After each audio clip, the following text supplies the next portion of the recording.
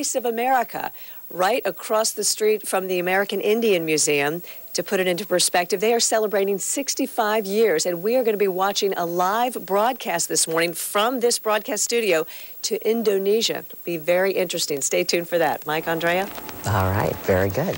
This month, it sends news and information across the world from right here in Washington. And 9 News Now's Peggy Fox is live at VOA's headquarters. That's in Southwest, where they're already well into their broadcast day, aren't they, Peggy? Yes, they started at 6 a.m. We are here in Studio 2. Take a look. This is a live broadcast to Indonesia. These newscasters are delivering the evening news because Indonesia is 12 hours ahead. On the end there, on the right, is Arif Budiman, an MC. In the middle is Nini Shirikan. And in the red is Tari Iskandari Gregory. They're all speaking, of course, in Indonesian.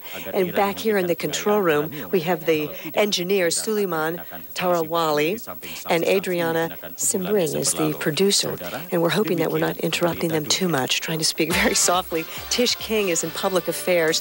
Tish, tell us, why is it so important to continue broadcasting to 45 languages to more than double that number of countries? Well, the Voice of America provides reliable news and information to audiences around the world, and those audiences in many cases don't have news that is accurate, unbiased, and we provide that service, giving world and U.S. news, so it's absolutely essential. And what about countries like Iraq that we are at war with?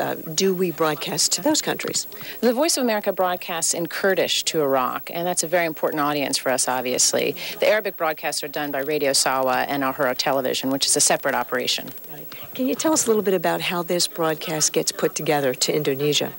Well, our producers and broadcasters work throughout the morning to get the top world news and regional news to tell the folks in Indonesia what's happening. This is broadcast on about 40 AM and FM radio stations across Indonesia. And there's Tari conferring with her producer right here. Hey, Tari, do you have a second? Do you?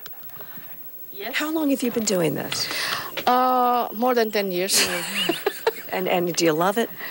Yeah, pretty much, yeah. Why is it so important to you? What do you feel like? What's the mission? Well, to give information to the Indonesian people. Yes. Hopefully, well, it's the truth. Yes. The objective news from the United States, so they get their perspective, Yes. kind of balanced. Do you think it's perhaps the only source for them to get factual information? No, actually, the Indonesian people, they tune into BBC and also Radio Australia. Yeah, but I think VOA is a big portion of that. Now, do you have people email you and call you and say, hey, and Yes. feedback? Yes. Actually, in our show, we have what's called chat room with the listeners. Yeah. We get, so the MCs, the two MCs, they would read the emails from the listeners, and then they answer it right away. Tari, thank you so much. It's My so pleasure. wonderful of you to let us be here this morning, get an inside look here at the Voice of America as they broadcast live to Indonesia. We'll be here and we'll bring you more. Coming up, Mike, back to you. All right, thanks so much, Peggy. We'll check back in with you again at 9 News Now's Peggy Fox is there live to show us how it's all done. Peggy? Hey, this is so neat. 65 years the Voice of America has been in existence. And did you know this is an agency that never sleeps? They broadcast 24 hours a day in 45 different languages. This is Studio 2. There are 48 radio studios, and they also broadcast in television.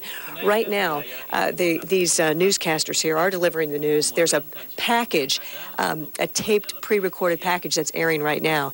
But this is the Indonesian broadcast, fed out in Indonesia, and lots of people in Indonesia and other countries are listening to this, and it's evening over there because they're 12 hours ahead.